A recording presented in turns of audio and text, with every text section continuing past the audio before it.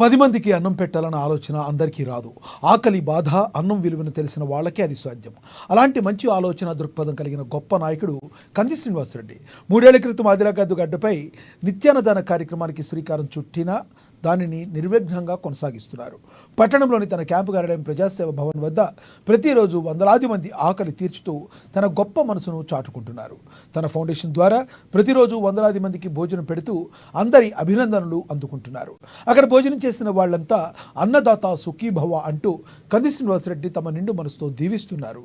ఆయన నిండు నూరేళ్లు చల్లగా ఉండాలంటూ తమ ఆశీర్వచనాలు అందిస్తున్నారు.